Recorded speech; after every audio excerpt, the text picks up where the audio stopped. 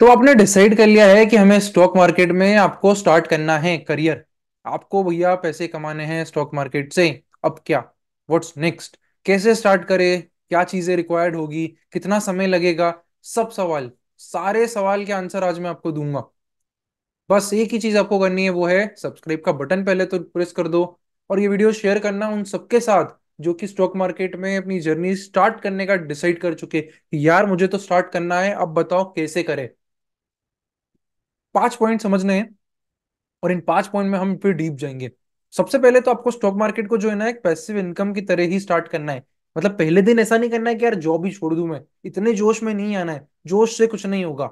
समय लगेगा सीखने में, समय लगेगा प्रॉफिटेबल होने में। तो यहाँ पे तभी जॉब छोड़ के फुल टाइम घुसना जब आपको 2 से 3 साल हो गए हो, और 2 से 3 साल की आपके पास आपकी ट्रेडिंग हिस्ट्री हो कि यार आप एक्चुअली में कमा रहे हो। मतलब ऐसा नहीं होना चाहिए कि यार जोश जोश में जॉब छोड़ दी, अब बाद में पैसे भी नहीं आ रहे, जॉब भी चले गई है, स्ट्रेस में अलग है, फैमिली परेशान है। ऐसी चीज नहीं करनी है।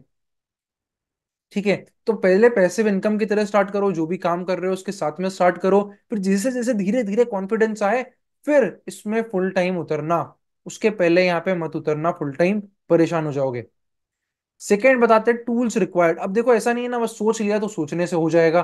सोचने से तो स्टार्ट नहीं कर पाओगे। सबसे पहली चीज आपको क्या लगेगी? सबसे पहली चीज आपको लगेगी कि आप एक डीमेट और ट्रेडिंग अकाउंट अपना खोले ब्रोकर के पास, जहां पे आप स्टॉक खरीद सको बेच सको। तो यहाँ पे दो तरीके के हो जाते हैं, एक डिस्काउंट ब्रोकरेज हो जाते हैं और एक ट्रेडिशनल वन होते हैं। डिस्काउंट मतलब जैसे कि जीरोदा हो गया, धन हो गया, 5 पैसा हो गया। यहाँ पे क्या होता है, डिलीवरी पे ब्रोकरेज नहीं लगती है। इसका मतलब कि अगर आप स्टॉक खरीदते हो, एक दिन रख के बेचते हो, 2 दिन रख के बेचते हो, तो यहाँ पे ब्रोकरेज नहीं लगती है। बाकी सब चार्जेस जो लग रहे हैं वो लगते हैं, बट ब्रोकरेज बच जाती है, जो कि एक मेजर चंक होता है ट्रेडिंग में।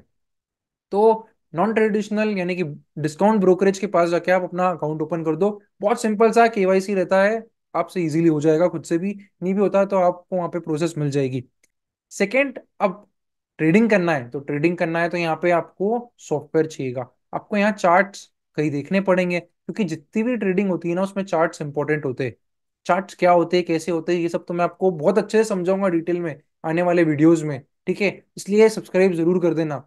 बट अभी हम समझते हैं कि इसके लिए टूल क्या चाहिएगा। तो इसके लिए ट्रेडिंग व्यू चाहिएगा। अब ये क्या होता है? ट्रेडिंग व्यू चार्टिंग सॉफ्टवेयर होता है, काफी सारे अलग अलग सॉफ्टवेयर होते हैं, ठीक है, चार्ट्स के। बट आपको मोस्ट ऑफ द सॉफ्टवेयर जो है वो पेड मिलेंगे। ट्रेडिंग व्यू में आप फ्री में स्टार्ट कर सकते हो। कोई जरूरत नहीं है स्टार्टिंग में प्रीमियम अकाउंट लेने का, इसका कुछ भी पेड अकाउंट लेने का। स्टार्ट करो बिल्कुल फ्री वाले से करो। ठीक है? साथ में आपको कुछ और सॉफ्टवेयर्स, कुछ और वेबसाइट्स पता होनी चाहिए जहां पे आप एनालिसिस कर सकते हो, जैसे कि हो गया screener.in। उसके बाद आपको कंपनी की बैलेंस शीट वगैरह वो सब आपको देखते आनी चाहिए। बीएससी पे जा सकते हो, वहाँ पे कंपनी के बारे में आप उसमें सर्च बार में लिखो, और कंपनी की में आपको एनुअल रिपोर्ट मिल जाएगी, आपको प्रेजेंटेशन मिल जाएगी। यानी या फिर आप कंपनी की वेबसाइट पे जाके भी कर सकते हो। तो कंपनी की वेबसाइट हो गई। तो ये सब क्या है? ये है इंफॉर्मेशन का सोर्स। फंडामेंटल इंफॉर्मेशन आपको यहाँ से मिलेगी, टेक्निकल इंफॉर्मेशन आपको यहाँ से मिलेगी। ठीक है? तो ये टूल बहुत ही नेसेसरी होते हैं, इनके बिना कुछ नहीं हो पाता है। अब बात करते हैं हम तीसरी चीज की, वो होता है टेक्निकल एनालिसिस। चलो सोच लिया हमने स्टार्ट करना है, बट यहाँ पे आती है टेक्निकल एनालिसिस की बात। तो यहाँ पे आपको क्या क्या चीजें सीखनी होगी? सबसे मेन होती है डिमांड एंड सप्लाई। ये समझ लिया ना?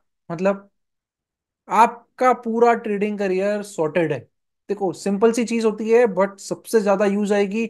सब चीजें इसी पे कहीं ना कहीं डिपेंड करेगी कि सपोर्ट क्या है, रेजिस्टेंस क्या है, किस तरीके से इसको ड्रॉ करना है, एनालाइज करना है, क्या इससे आउटकम निकल रहा है। ये सब चीज यहाँ पे डिमांड एंड सप्लाई में सबसे ज्यादा इंपॉर्टेंट हो जाती है।